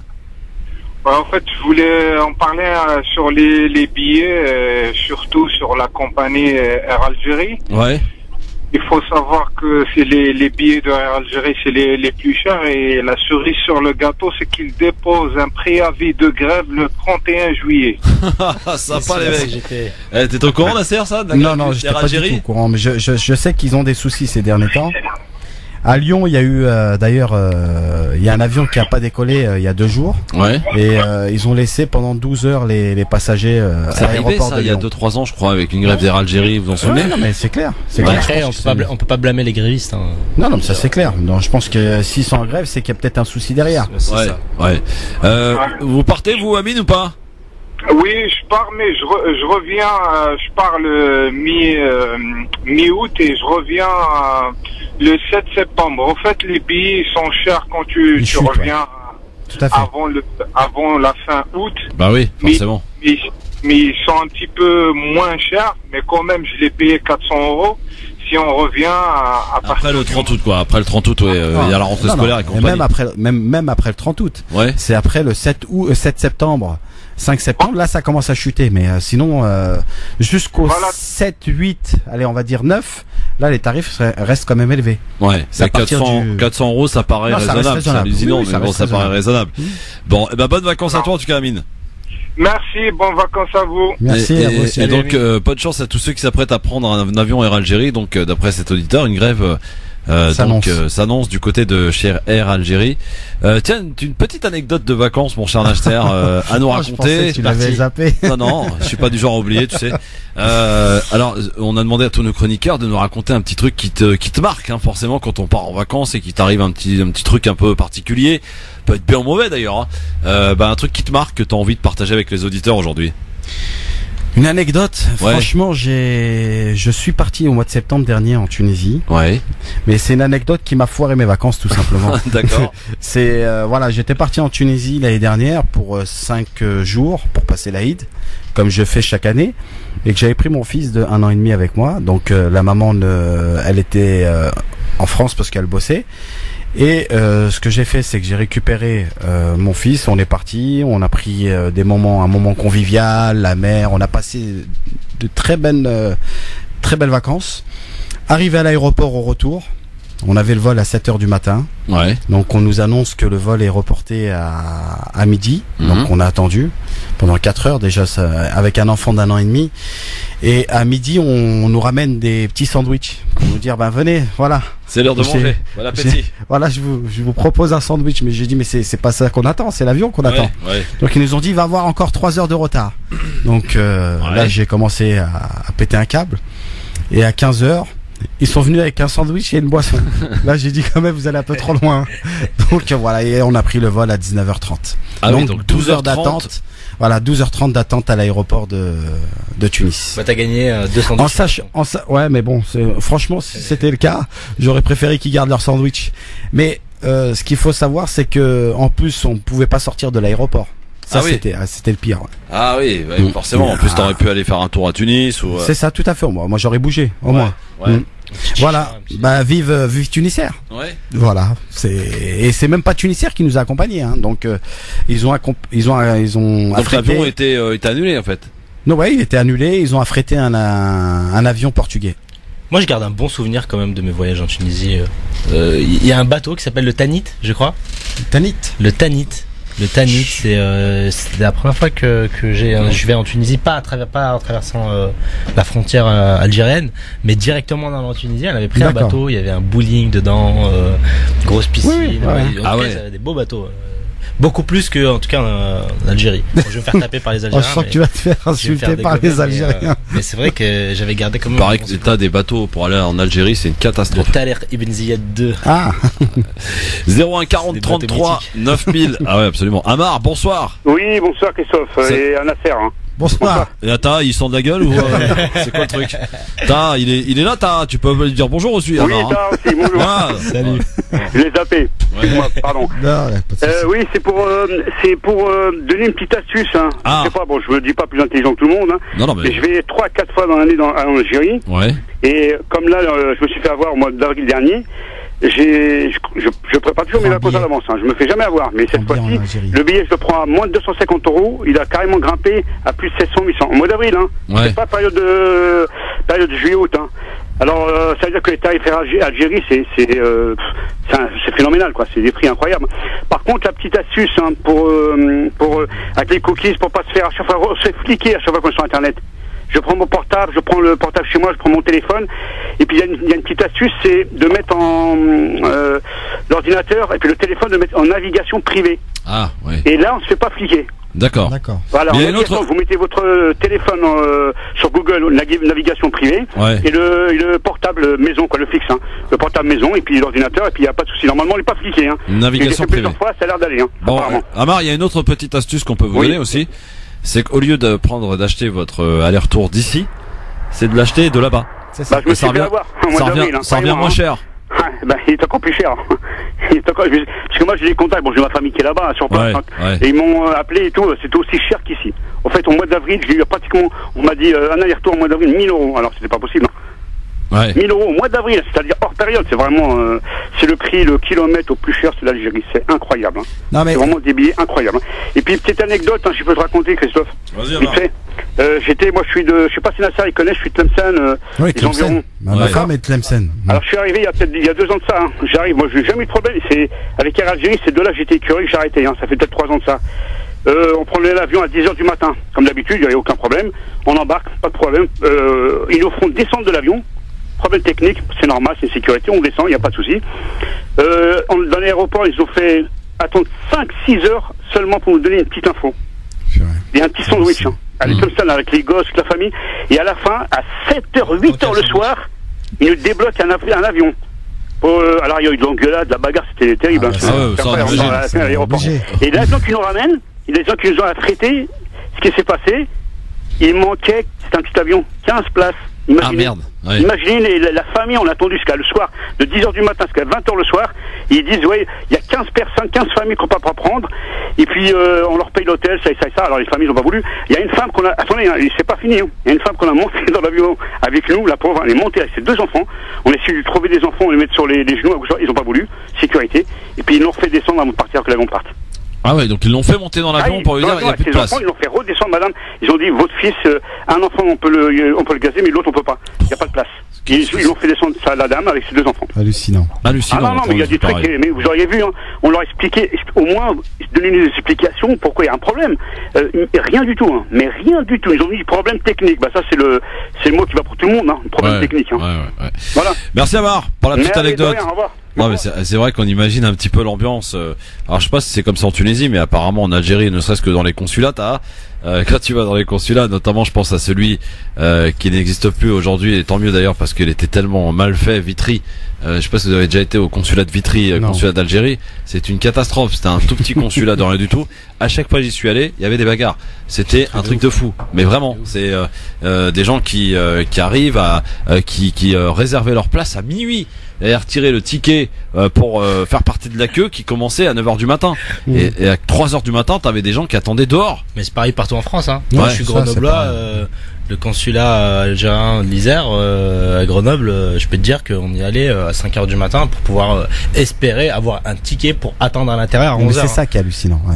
Mais pourtant il a été refait, hein, ils ont un gros truc. Hein, mais et surtout tu sais l'autre qui connaît le cousin de l'autre qui passe devant toi, qui chante, tatati patata, il va te demander le S12. Je sais pas quoi, des trucs qu'on avait jamais. Des trucs qu'on avait jamais. Qu'est-ce que t'as pété là? Non, c'est rien. Bon. Ouais, il te demande des trucs, le formulaire de ci, de ça. C'est vraiment un bordel incroyable. Tu sais, t'as un peu des passe droits par-ci par-là, donc c'est vrai que c'est organisé de façon assez. En tout cas, c'est très propice aux bagarres. Oui, absolument. Et dans les aéroports, c'est pas rare aussi qu'il y ait des bagarres. Justement, dès qu'il y a un problème quelconque dû à un avion, ça se chamaille sévère et puis ça se bagarre souvent. Et puis ça, voilà. Bon, allez, dans un instant, on est de retour pour les quelques dernières minutes. 01 40 33 9000 pour la cherté des billets. On rappelle quand même, Nasser, c'est important. Si vous voulez peut-être partir pour l'Aïd, pour ceux qui n'ont pas réservé, là il va falloir sortir du carnet de chèques et surtout alimenter le compte parce qu'il vous en coûtera pas moins de 800 €. Ce qui est bien, c'est que moi je vais essayer de surveiller les billets de près parce qu'il y a des billets qui se libèrent de dernière minute, donc on prend le risque. On peut prendre le risque que ça. Non, mais c'est pas tout le monde qui peut le faire malheureusement. Ouais. Donc voilà. Alors il y en a, je connais aussi qui allaient directement à l'aéroport. Oui, ça marche, ça oui, ça peut marcher, mais après c'est lui et sa chance. Donc ce qu'il faut savoir, c'est que des avions qui sont pas pleins et donc du coup. Non, mais c'est clair. Mais ce qu'il faut savoir, c'est que dans un avion, il y a plusieurs segments. Donc les tarifications les moins chères, c'est les segments que vous allez trouver en dernier. Ouais. Si c'est un client qui n'a pas pris son vol et ou tout simplement qui n'est pas venu, mais qui était dans le segment le moins cher, il paiera le tarif le moins cher du vol. En fait, il faut réserver quoi, à l'avance ou à la dernière minute? Non, à l'avance plutôt. Bien à l'avance. Bien à l'avance, parce que vous avez plus de chances de trouver les meilleures tarifications. Très bien. Voilà. Bon courage à tous. On en reparle dans un instant si vous voulez bien avec Taha Bouabs et avec notre ami Nasser Lajili qui est avec nous aujourd'hui. Tiens, demain les gars, il y a goûter dans le LGF. Le goûter de fin de saison. C'est demain ou mercredi? Ouais, c'est demain. Oui, d'accord. À tout de suite. LGF, le grand forum pour les quelques minutes avec Nasser Lajili et Taha Bouabs qui sont avec nous en direct aujourd'hui et avec Sabrina qui nous appelle. Bonjour Sabrina. Bonjour. Bonjour Sabrina, vous nous appelez d'où? Du 94. Dans Val-de-Marne, on est d'accord. Exactement. Alors Sabrina, racontez-nous. Alors en fait, je vous explique. Bon, je voulais vous faire découvrir ce que je vais découvrir pour la première fois. Ah. C'est de voyager en voiture jusqu'au Maroc. Ah oui, beaucoup font le choix aussi de la voiture, oui. Ah ouais, enfin, j'ai toujours pris l'avion en fait, parce que pour le coup, ce sera une première pour moi. Ouais. Et étant donné que les prix ont doublé pour le bateau, comme disait tout à l'heure un certain Hamdaoui, il me semble, enfin, monsieur Hamdaoui. Donc du coup, j'ai voulu faire moi des petites escales sur l'Espagne, histoire de profiter vu que j'ai une petite famille et du coup voilà, donc je vais découvrir ce que c'est le Maroc, un petit circuit sympathique et profiter également de l'Espagne parce que c'est vrai que le Maroc c'est petit conseil important. Ouais. Pour tous ceux qui s'apprêtent d'ailleurs à partir, que ce soit en Algérie ou au Maroc, en voiture, en passant par l'Espagne, soyez extrêmement prudents aux aires de repos. Il y a énormément d'agressions chaque année en Espagne. Essayez de faire en sorte, si vous partez à plusieurs voitures par exemple, d'être regroupés, de laisser en permanence quelqu'un dans la voiture.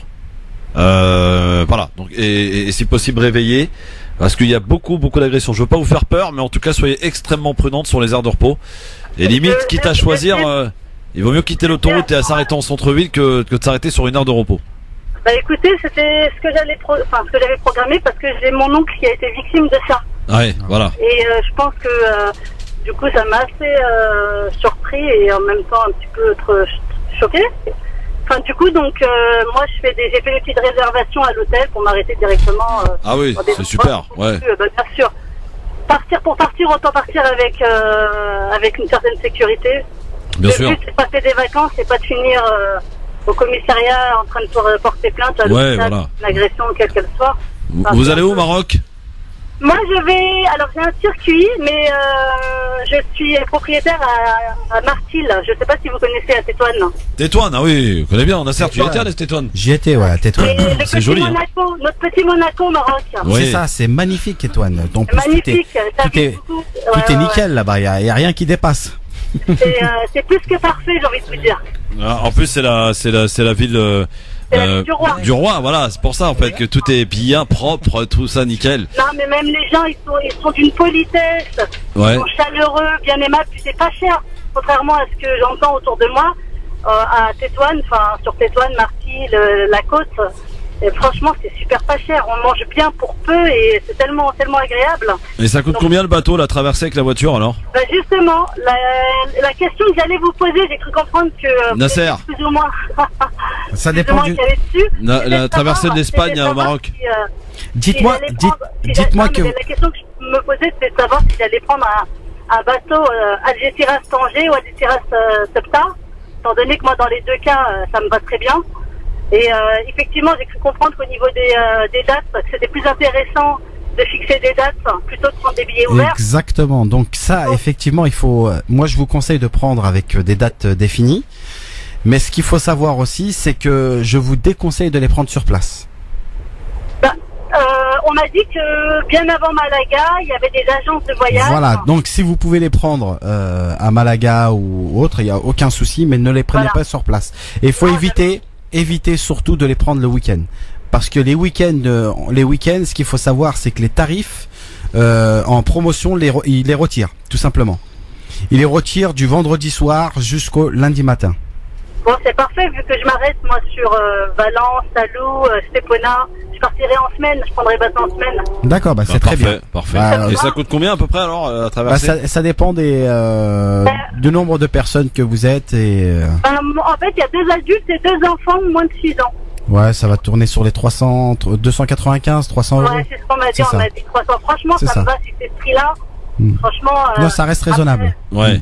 Ça reste raisonnable, d'autant plus que voilà, je prends pas le véhicule comme faisaient nos parents. C'est ça. Ça fait un long trajet pour qu'à la fin on arrive. L'objectif c'est d'arriver au Maroc le plus vite, quoi. C'est pas ça. Là, non, c'est ça. Il faut prendre son temps et profiter aussi. L'objectif c'est d'arriver entier, quoi. Voilà. Exactement. L'objectif c'est de profiter un max. Exactement. Bon, vous allez passer l'Aïd là-bas alors, si j'ai bien compris, Sabrina. C'est tout à fait ça. C'était l'objectif que je m'étais dit. Qu'il fallait bien une fois dans ma vie que je profite de notre fête. Étant donné que c'est difficile en France on a beau poser une journée. C'est pas la même saveur, faut le dire, dire clairement. C'est pas la même. Puis ma grand-mère elle arrive en fin de vie et je veux profiter avec elle, quoi. Ouais, ce qui est logique. Merci beaucoup Sabrina et bonnes vacances. Bonnes vacances également à vous. Bon Profitez à Tétouan. Et prudence sur les heures de repos en Espagne, hein. Attention. Exactement. Je voulais juste en profiter pour féliciter du coup notre Palestinienne et la maman. Ah, et ta Mimi. Une belle pensée pour elle. Je suis très contente et puis voilà, je rejoins exactement tout ce qui a été dit sur le gouvernement. Sur la Palestine. Ouais, sur le gouvernement malheureusement. Bientôt en vacances, Sabrina, là, c'est pour quand? Ça y est, ce week-end. Si comme moi, yeah. Merci beaucoup Sabrina et bonnes vacances. Profitez-en bien. Au revoir. Merci. Bon, bah voilà, encore un sujet qui a suscité beaucoup de réactions et c'est normal d'ailleurs, hein, parce que ça concerne beaucoup de gens. Ce problème de la cherté des billets, ce qu'il vous faut retenir, donc pour ceux qui partent maintenant et ceux qui n'ont encore pas réservé, sortez les carnets de chèques. Il y a notre ami Medjet qui a réussi à trouver des billets pas chers, lui, ça va. Ouais. Combien? Parce que là, tu sais, on est à combien là? Là, 500, hein. Non mais là t'es gentil là. Là on est à 800 euros là. Ah ouais, non. 800 euros pour Alger, 800 euros pour Tunis, pour le Maroc, pour toutes les destinations là. Non, moi j'ai eu 500. Oui, mais t'as réservé quand? En janvier. Voilà, c'est pour ça. C'est pour ça. Maintenant, si t'as pas réservé et que tu dois partir, même en urgence, Nasser, si t'as un souci. J'ai eu un cas la semaine dernière d'un décès et malheureusement il a payé plein pot. Ah oui, même sur les décès, on fait pas de tarifs. Il n'y a pas de cadeau, malheureusement. Ouais. Ils savent de toute façon que quoi qu'il arrive, ils pourront même mettre le billet à 1000 euros. Les Algériens partiront au bled. C'est ça. C'est exactement ça. C'est la fierté. Ouais. Non, je rigole. Il est en train de me regarder bizarrement en disant je joue pas beaucoup avec les Algériens. Fais attention, Nasser. Bon, bonne soirée à tous. Merci beaucoup, Tahar. Merci à toi, Christophe. Bon, toi, tu pars pas en vacances, toi? Ah bah non, on est là. Non, t'as pas cette chance. Je suis parti cet hiver, je vais pas me plaindre. Ah ouais? Ouais, t'es parti en Égypte, ça? Ouais, c'est ça. Ouais. C'est bien l'Égypte? Ouais, c'est cool. Ouais. Recommandé? Ouais. Tiens, Nasser, toi qui voyages beaucoup. Je sais qu'il y a beaucoup de gens comme moi d'ailleurs qui cherchent un petit peu où partir cet été, etc. Franchement, c'est quoi la meilleure destination là que tu nous conseilles? Le truc qui fait rêver, le truc qu'on de toute façon on n'oubliera pas quoi qu'il arrive. Le pays que je vous conseille de faire, c'est Zanzibar. Ah ouais? Ouais.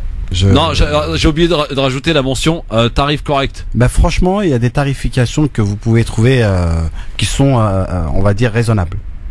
En direction de Zanzibar. Zanzibar. Un billet à 477 euros. Exemple, aller-retour. Et la vie là-bas? La vie, elle est non, elle est chère, non? Non, pas du tout. Une semaine d'hôtel là-bas, c'est quoi? Non, après les hôtels, ça dépend sur quelle période tu y vas. Si tu les prends bien à l'avance, exemple, le tarif que je viens de te donner, c'est un tarif en pleine saison. Moi, j'aime même partir en hiver. En hiver, c'est quoi? Non, mais en hiver, c'est la grande saison là-bas. Ah donc ouais. c'est l'été. Au mois de janvier, exemple, vous allez trouver des tarifs à 500 €. Et après les hôtels, si tu les prends dès maintenant, tu peux trouver des très très bons tarifs. Exemple, pour 3 nuits, tu trouveras à 150 € les 3 nuits. Ah oui. Donc ça reste raisonnable. Donc voilà. Moins cher que Paris, quoi. Tout à fait. Oui, ah bah ça c'est sûr. Zanzibar alors. Hein. Zanzibar. Et un autre? Après l'Indonésie. Ah ouais. Ouais. Malaisie ou l'Indonésie? L'Indonésie, moi, pour moi. Ah ouais. Ouais. Je suis parti 2 fois en Malaisie, mais je préfère l'Indonésie. Jakarta. Pas très loin de Jakarta. Ouais. Karimun Jawa. Ah oui, tu nous en avais parlé. Exactement. Oui. Une petite île. Tout à fait. Ouais. Il y a beaucoup d'îles d'ailleurs dans le secteur. Même, hein. Ah, ouais, oui, exactement. T'as beaucoup d'îles. Ouais. Mais la Malaisie, paraît que c'est magnifique. La Malaisie, c'est magnifique, mais ne pas rester à Kuala Lumpur. Bouger dans Langkawi, toutes les petites îles que vous pouvez trouver autour. Bon voyage en tout cas et profitez-en bien. Merci beaucoup Ta, merci Nasser. Merci à toi Christophe. On vous revoit à la rentrée les gars. Ouais, bonnes vacances à vous. Merci Bonnes beaucoup. Vacances. Et puis à la rentrée le 27 août on reprend nous le grand forum. Si vous avez un petit peu de temps demain on fait un goûter de fin de saison si vous voulez passer. Ouais, je vais essayer. Bon, bonne soirée à tous. Dans un instant Medjed donc qui a payé son billet 500 balles, vous l'avez compris. Il sera avec vous dans un instant pour vous divertir comme d'habitude jusqu'à 20h. Excellente soirée, il est 18h01. Bon début de soirée, merci d'écouter France Maghreb 2, c'est là que ça se passe de toute façon, l'heure du rappel de l'actualité de ce lundi soir. Bonsoir. Bonsoir à tous. La circulation des trains toujours très perturbée gare Montparnasse. La SNCF espère un trafic proche de la normale vendredi. En attendant, il faut compter avec un train sur 2. 40% d'entre eux sont d'ailleurs déviés vers la gare d'Austerlitz. Comment expliquer l'évasion de Redouane Faïd? Nicole Belloubet présente les conclusions d'un rapport. Il avait été commandé par la garde des Sceaux au lendemain des faits. Elle évoquait à l'époque de possibles défaillances. Et hasard du calendrier, on a appris l'évasion la nuit dernière de 2 hommes détenus à la maison d'arrêt de Colmar. Ils ont percé un trou dans le toit de leur cellule. Une enquête administrative est ouverte.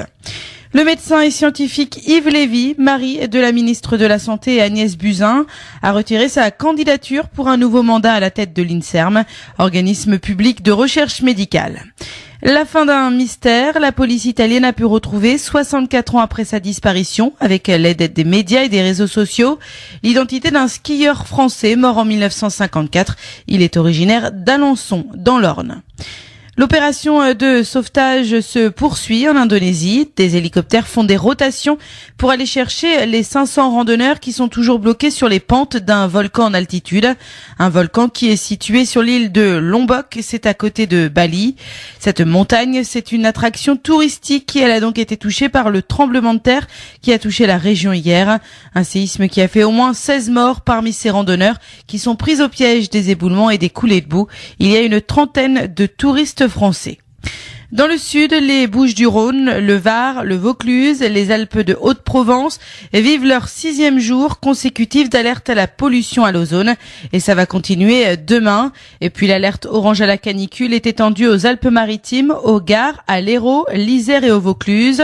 9 départements sont désormais concernés par cette vigilance. France Maghreb 2, service, info, musique, divertissement. France